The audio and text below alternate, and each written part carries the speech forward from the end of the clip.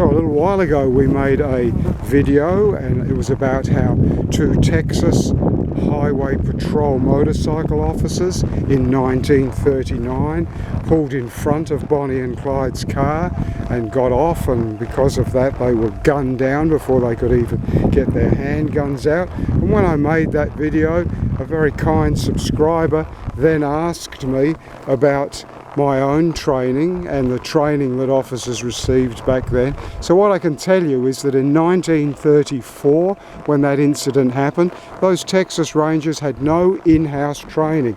It was all common sense as far as health and safety went.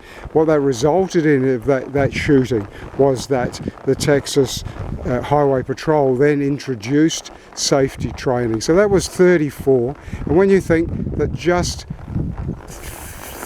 a few years, 36 years later after that incident, I went in to training in 1970, and how different training was in 1970 to current day training. So I'm going to tell you a couple of things.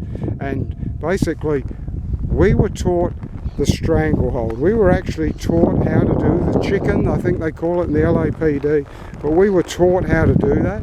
I can never show you that on video because it is so dangerous. We were taught that if you were involved in a brawl with someone, the quickest way to deal with them was to break their little finger. Just grab their hand, snap a little finger, and then you would be able to control them.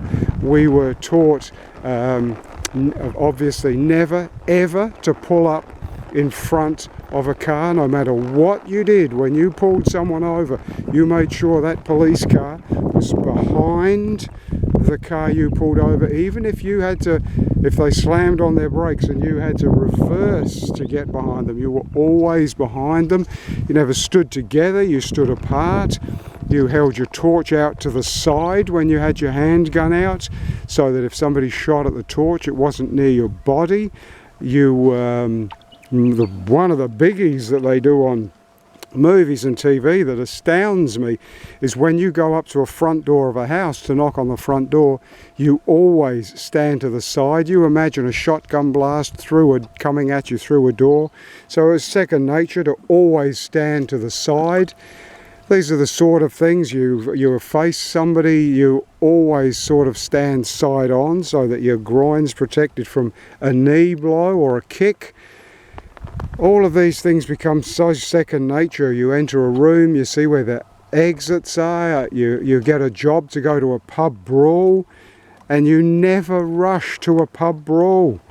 You take your time going to a pub brawl, and hopefully by the time you get there, it'll be finished. There are some of the things, I guess, from training in 1970, and as I say, some of those things just are so outdated. It was only 30 odd years after the Bonnie and Clyde shooting, and now I was trained more than 50 years ago. Quite astounding. Okay, thanks for the request, thanks for asking about that, and I think the main thing is that as far as the Bonnie and Clyde thing goes, no copper these days would ever in a fit pull up in front of another vehicle, even if it was a pretty teenage driver driving her mum's Toyota. You just never know. Cheers, cobbers.